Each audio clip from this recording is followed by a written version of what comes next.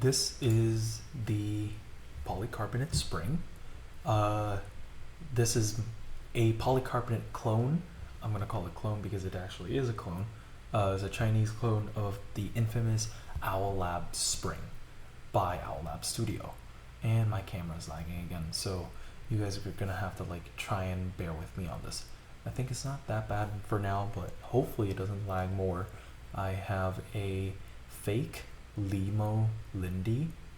fake Limo cable braided in a handerbait theme. I very unimportant, but also I just like to point it out. Cars are going wild outside my apartment right now, but we are still okay. We're working with an aluminum plate underneath here, working with a switch that is my own Frankenswitch creation. So it's a Greetech bottom. It's a Greetech brown bottom. My camera's lagging again for some reason. Is a Greetech brown bottom. It's a clone of the Cherry MX Brown, one of the first clones of the Cherry MX Brown actually, and a Gateron CJ top, and an Acco sponge stem and spring. Acco sponge is a switch that has a stem that has double tactility, so you can feel the tactility both on the way down and on the way up. So is going to spice up the sound of the switch a little bit, a lot more, because there's a lot more, the tactility generates a sound when it scratches by the leaf, and you're going to hear that twice. That interacts with the, I would call, characteristically creamy bottom of the Greetech Brown, unhampered by the polycarbonate top of the Gateron CJ switch, is going to just have the sound be unintruded, and it's going to be very forward, and so you're going to hear the tactility very pronouncedly, and the tactility is going to be very pronounced as I type on the entire keyboard, and you guys are going to hear it. And the Greetechs are very high maintenance switch, and so I would just use them for Frankenswitching, and this is exactly what we're doing right now. The sound of the bottom, the sound of the Greetech housing is very creamy, and I know that characteristic descriptor is very bastardized. People are gonna call anything creamy, what people call PE foam creamy, and I don't feel like it's creamy. This I'm gonna show you as time goes on what my version of creamy looks and feels and sounds like. But yeah, polycarbonate spring, aluminum plate, SB Star stabilizers, from Frankenswitch, Gateron, Greetech brown bottom, Gateron CJ top, Acco sponge stem and spring, lubed and filmed with GHV4, which is a more it's a thicker version of Krytox 205 grade 0. Krytox GHV4 is a very obscure mix, but I like it because it has a more creamy sound to it. It makes switches sound more full, at the expense of limiting the characteristic of the switch itself. But yeah, enough of BS talking, enough of the nerdy talking. I'm gonna step into it. Here is some mouse sounds at keyboard level, just for reference. 3, 2, 1.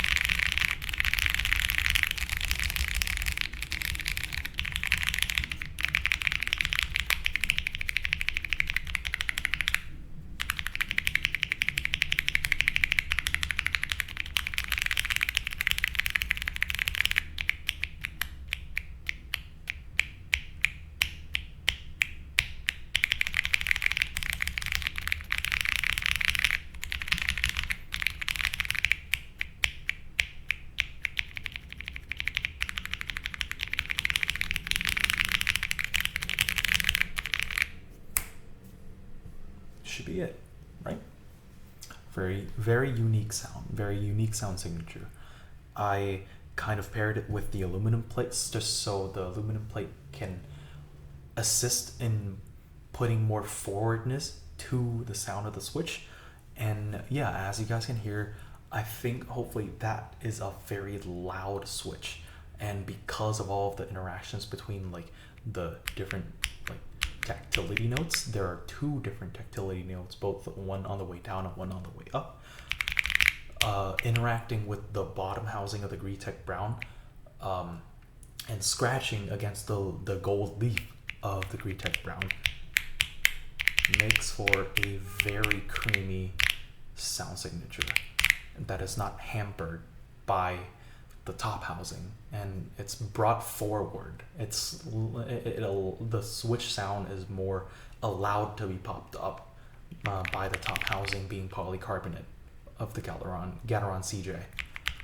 And yeah, this is as designed as cloned from the Owlab Spring. This is a spring mount design, so it's a leaf spring. So leaf spring mount just means like a glorified gasket mount. The little gasket nubs, as you can see right here, and right here, are sitting on top of gasket supports that are made of like copper. There are copper leaves that sit elevated like this, and the gasket nubs kind of just gently lay on top of them, and just like once you push down onto a key, the copper leaf kind of flexes up and down. It makes for a very flexible and very comfortable typing experience. And I would say this configuration is both bouncy and flexy. Bouncy means the entire PCB flexes up and down. As you can see, this entire array bounces up and down. That's bouncy. And flexy means each individualized region will flex down like relative to their neighbors a lot. I can't show that best on camera, but because of the individualized flex cuts that the PCB is the way that the PCB is designed, there's a lot of flex cuts around an individual switch area. So there's a lot of give once you push down onto a singular switch relative to its neighbors. So overall, it's a very comfortable typing experience. The sound is very thin due to the sound of the like polycarbonate spring. Due to the sound of the Owlab Spring. The Owlab is a studio that is known for their use of foam, and they design their boards around the use of foam. For example, they popularized the Owlab Jelly Epoch, or Epic, however you pronounce it. That board is very well known for its use, the first popularized use of a PE foam layer sitting on top of the PCB, just so you can have a more like switch forward sound from a keyboard, because it acts like a layer of filter to reflect the switch sound interacting with the plate back up to me, like the typer, the user, like right here at ear level. And yeah, it got very popular for a good number of years. I guess you can also argue that it's still very popular now in terms of like, it is a matter of preference. People still use the PE foam, the homemade PE foam cut in the shape of their own keyboard and laid on top of the PCB, and then piercing the switch through that PE foam layer, just so it has that signature Jelly Epoch sound. And yeah, I built this configuration with zero foam at all. I taped the flex cuts on the PCB with painter's tape, just taped across the flex cuts. The flex cuts of like openings between the switches, I taped across that gap, just to fill up the like thin sounding, like originally thin sounding PCB, because the way that, so this is a 1.2 millimeter like hella flex cut PCB, so it is very geared towards a flexible typing experience, but not geared towards sound, because in order to gear towards like a fuller sound, it usually typically is a thicker PCB, in combination with zero or very minimal flex cuts, in order to have like the fullest sound interaction of the PCB. And so this is anything but as you can hear, the sound of the keyboard is still very bright and it's still very full.